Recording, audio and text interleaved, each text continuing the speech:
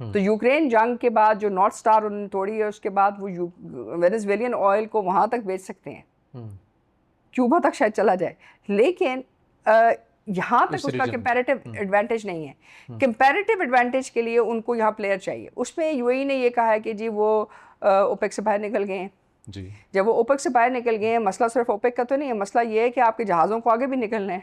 अब से अगर स्ट्रेट ऑफ हॉर्मस बंद है तो और वो फुरकान से निकालने की कोशिश करते हैं, फुजैरा से निकालने की कोशिश करते हैं, और आगे से ओमान भी जो बाबुल बंदर भी उसमें आ जाता है।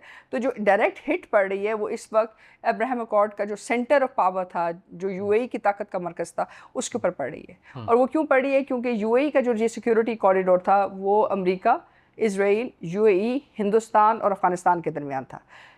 इंडिया की आईटी फर्म्स, इंडिया की ऑयल रिफाइनरीज मुंबई के अंदर, यानी कि वो रिफाइन कर रही थी और वो ट्रांसशिपमेंट हब बनी थी। लेकिन क्योंकि मुंबई का मुकाबला गवादर या खुमनाई पोर्ट के साथ नहीं हो सकता या ओमान की दुकम पोर्ट के साथ नहीं हो सकता, तो जाहिर है ये जो ट्रायंगल है, ये ट्रायंगल अगर ऑपरेशनलाइज होता है तो ग्लोबल ट्रेड क्या करेगा? आप उस कॉन्फ्लिक्ट एरिया को निकालेंगे, क्योंकि आपने कमर्शियली 7.5 दिन अंदर जाके अपने लिए अपनी शिप्स को बिलियंस ऑफ डॉलर्स को नुकसान नहीं करना अगर स्टेबिलिटी नहीं आती। सो इस वक्त अगर रिकन्स्ट्रक्शन करनी है, चाहे ईरान ने करनी है, चाहे इसराइल में होनी, चाहे गल्फ में होनी है, उसके लिए दरीना अमन की ज़रूरत है। लेकिन अगर दरीना अमन आता है तो जो पावर सेंटर है जो वेस्ट मिडल ईस्ट में था, मतलब वो ईस्ट मिडल ईस्ट में शिफ्ट करेगा। और जैसे वो ईस्ट मिडल ईस्ट में शिफ्ट करता है, जो 6 कॉरिडोर्स पाकिस्तान और ईरान ने साइन किए हैं, उसकी वजह से जो ईरान की डिपेंडेंसी थी for normal trade with UAE, वो आप एक तरह से माइनस हो गई है। बिल्कुल, आपने बैनुल अक़वामी कवानीन का साथ लिया है और उस साथ के मुताबिक ये आपके पास हक हासिल है, ईरान के पास भी हक हासिल है। और उसके ईरान के साथ पीछे सेंट्रल एशियन स्टेट्स के पास भी और अफ़गानिस्तान के पास। हमारी मर्ज़ी कि हम वो ईरान के ज़रिए अफ़गानिस्तान को भेजें या हम अफ़गानिस्तान को काबुल के ज़रिए भेजें।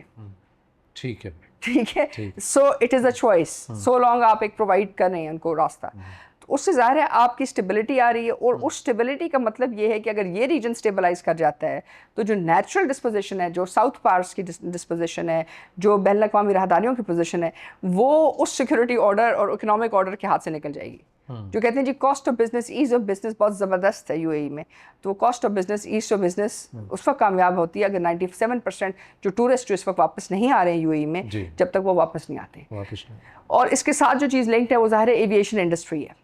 ईरान ने बैलिस्टिक मिसाइल्स में तो बहुत ज़्यादा कैपेबिलिटी शो की है, लेकिन ईरान की वनरेबिलिटी भी बहुत ज़्यादा सामने आई है। और वनरेबिलिटी क्या चीज़ सामने आई है? वो ये कि उनकी lack of aviation capacity.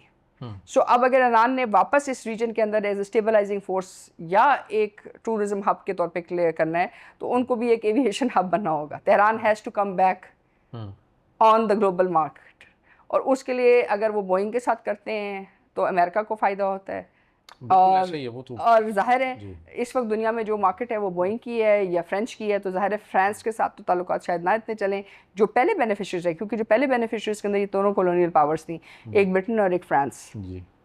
So if मतलब अगर मैं इंटरनेशनल रिलेशंस के पॉइंट ऑफ व्यू से देखूं तो this is the first step of ultimate decolonization जो इस वक्त हो रही है। तो डीकॉलोनाइजेशन जो है जब होती है इस लेवल के ऊपर, तो it is always accompanied with violence.